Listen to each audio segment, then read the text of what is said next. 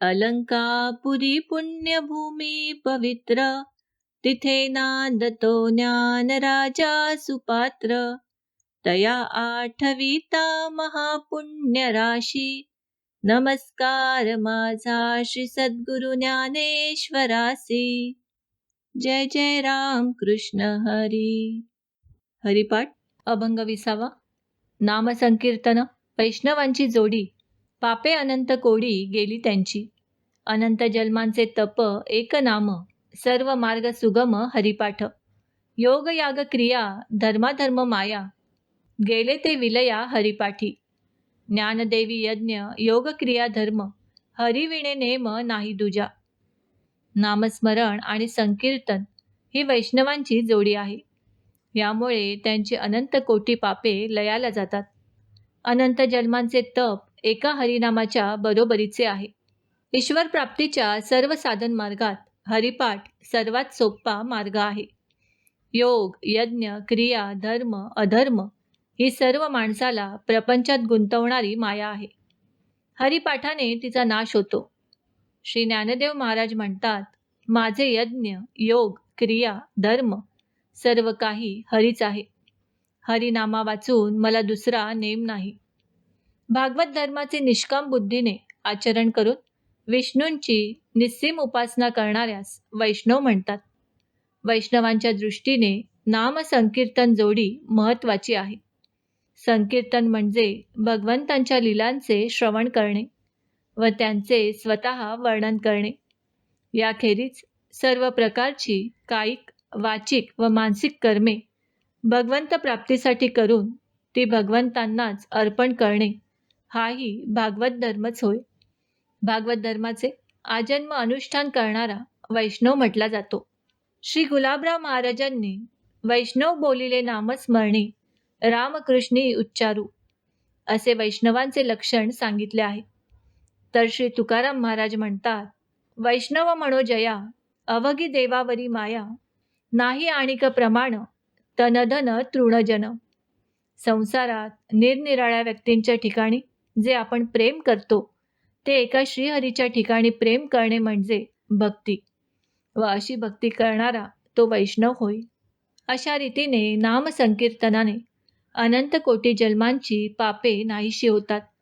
जीवाच्या ठिकाणी 2 प्रकारचे पाप आहे. एक अविद्याजन्य पाप आणि दुसरे पूर्वजन्मातील दुष्कर्मजन्य पाप. आपण स्वतः सच्चिदानंद रूप असताना हा अमंगल देह म्हणजे मी असे वाटणे हे अविद्याजन्य पाप होय. या पापामुळे देहाचे कोड कौतुक पुरवण्यासाठी तो पुन्हा अनेक प्रकारची पापे करीतच असतो. म्हणूनच श्री तुकाराम महाराज म्हणतात, बळे देह मी म्हणता कोटी ब्रह्महत्या माथा. वैष्णवाला देह तृणवत वाटतो. त्याची माया देहावर नसते तर भगवंतांवर असते. त्यामुळे त्याला अविद्याजन्य पाप लागत नाही. नामस्मरणाने संचित कर्माचा नाश होतो आणि तो करीत असलेली कर्मे भगवंतांसाठी आहेत असा त्याचा दृढ भाव असल्याने करीत असलेल्या कर्माचे पाप पुण्यही त्याला बाधत नाही. अनंत जन्मांमध्ये केलेले तप एक वेळ हरिनाम घेतल्याच्या बरोबरीचे आहे, किंवा अनंत जन्मी तप करावे तेव्हा कोठे हरीचे नाम घ्यावेसे वाटते. जे जन्म सहस्री वोळगिजे एक वेळ यावया. एका अभंगातही ते म्हणतात, बहुत सुकृतांची जोडी म्हणून विठ्ठली आवडी. शिवाय तप हे अत्यंत कष्टसाध्य आहे. नाम सुगम आहे. कर्म उपासना व ज्ञान हे 3 मार्ग विलंबाने व कष्टाने भगवंत प्राप्ती करून देणारे आहेत. तर हरिपाठ म्हणजे नामस्मरण हा तत्काळ व सुलभतेने भगवंत प्राप्ती करून देणारा मार्ग आहे. कर्माच्या योगाने लवकर चित्तशुद्धी होत नाही, पण नामस्मरणाचा आरंभ केल्यापासूनच चित्तशुद्धीला प्रारंभ होतो आणि निस्सीम भक्तिभावाने ते अखंड घेत राहिले तर ईश्वर प्राप्तीही होते. हाताचा चिखल धुवायचा तर धुण्यासाठी वापरलेले पाणी फुकट जाते. तसे चित्तशुद्धीसाठी केलेले कर्म एका अर्थाने वाया जाते. तसे नामस्मरण कधीच वाया जात नाही. किंबहुना सर्व युगातील धर्मांचे फळ एका नामस्मरणाने मिळते. कृतयुगात ध्यानाने, त्रेतायुगात यज्ञ करून आणि द्वापार युगात पूजा करून जे फळ मिळते ते कलियुगात केवळ नामसंकीर्तनाने मिळते. म्हणून नामस्मरणाचा मार्गच सर्वश्रेष्ठ आहे. योग म्हणजे चित्तवृत्तींचा निरोध करणे. यासाठी यमनियमादी साधनांचे क्लेश सहन करावे लागतात. हे सर्व करून समाधीपर्यंतची जरी मजल गाठली तरी योगी सत्वगुणाचे बंधन तोडू शकत नाही. हा सत्वगुण नाहीसा होण्याकरता म्हणजेच गुणातीत होण्याकरता त्याला हरिभक्तीच केली पाहिजे. म्हणूनच भगवान म्हणतात की तपस्व्यापेक्षा, कर्मयोग्यापेक्षा किंवा ज्ञानापेक्षा योगी श्रेष्ठ असला तरी श्रद्धेने व एकनिष्ठेने माझे भजन करणाराच माझ्याशी ऐक्य पावतो. योग म्हणजे काम्य यज्ञ कर्म, क्रिया म्हणजे श्राद्धादी क्रिया, धर्म म्हणजे विहित कर्म आणि अधर्म म्हणजे निषिद्ध कर्म. या सर्वांमुळे पुण्य पाप उत्पन्न होत असल्यामुळे त्याचे फळ भोगण्यासाठी जन्म मृत्यू अटळ आहेत. म्हणूनच यांना माया म्हटले आहे. ही मायारूप बंधने अज्ञानी लोकांसाठी आहेत. जोपर्यंत अज्ञान आहे व त्या अज्ञानामुळे द्वैत भासते तोपर्यंत या सर्वांचे फळ आहे. पण नामस्मरणाने अज्ञान नाहीसे होऊन श्रीहरीची अद्वैत सत्ता प्रत्ययाला आली की वरीलपैकी कोणाचेही अस्तित्व सिद्ध होत नाही. शिवाय योगयागादिकांनी मिळणाऱ्या सुखापेक्षा केवळ नामस्मरणाने मिळणारे सुख अविनाशी व अनंत पटींनी अधिक असते. श्री तुकाराम महाराज म्हणतात, संध्या कर्म ध्यान जप तप अनुष्ठान अवघे घडे नाम उच्चारिता. म्हणून नामधारकाला वरील योगयागादिक स्वतंत्रपणे करण्याची गरजच उरत नाही. ज्ञानेश्वर माऊली म्हणतात, नाम हाच माझा यज्ञ आहे. नामामुळेच मला योगाची सिद्धी मिळते. नामामुळेच साऱ्या पितरांना सद्गती मिळते. नामस्मरणानेच धर्म घडतो. म्हणून मला हरिनामा वाचून दुसऱ्या योगादिकांच्या अनुष्ठानाची आवश्यकता नाही. कारण सर्व धर्म हरिनाम घेतल्यानेच सिद्ध होतात. भगवंत नाम हे सामान्य नाही, अनंत जन्मात केलेल्या तपाचे हे फळ आहे. वाणीद्वारा एक वेळ नाम घेणे किंवा एका नामावर विश्वास राहणे हे अनंत जन्मांच्या तपाचे फळ आहे. सहस्रावधी जन्मात तप करून ज्ञानयोग करून ज्यांची पापे क्षीण झाली आहेत अशा अंतःकरणातच श्रीकृष्ण भक्ती उत्पन्न होते. नामाविषयी विश्वास दृढ असतो. अनंत जन्मांचे तप आणि एक नाम सारखे आहे. म्हणजे अनंत जन्मांच्या तपाचे फळ व एका नामाचे फळ समान आहे.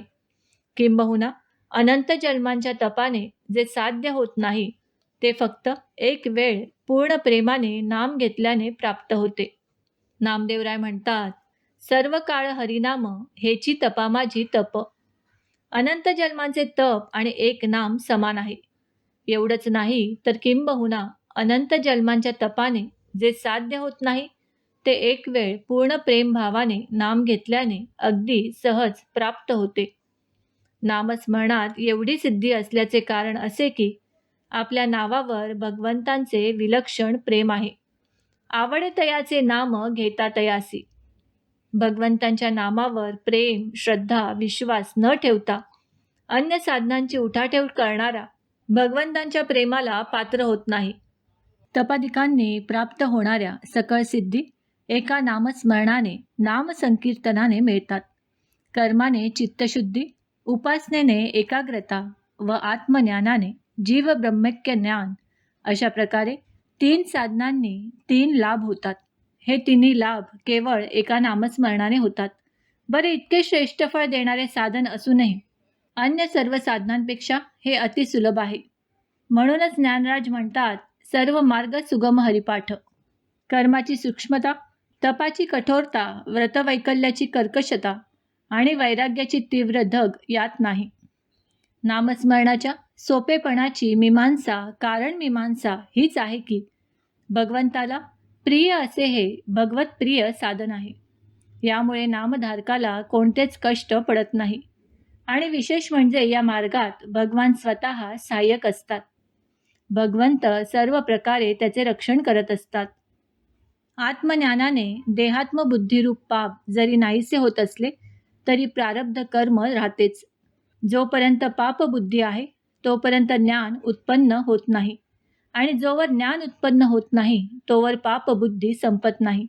हा तिढा सुटण्याचा नामस्मरण हाच एक मार्ग आहे. याखेरीज नामस्मरणाने चित्तशुद्ध झाले असताना ज्ञान दृढ होते. नामा इतकी चित्तशुद्धी अन्य कोणत्याही साधनाने होत नाही.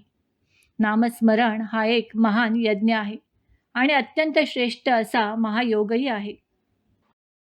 मित्रांनो, आम्ही अपेक्षा करतो की आम्ही सांगितलेल्या माहितीचा तुम्हाला सर्वतोपरी लाभ होईल.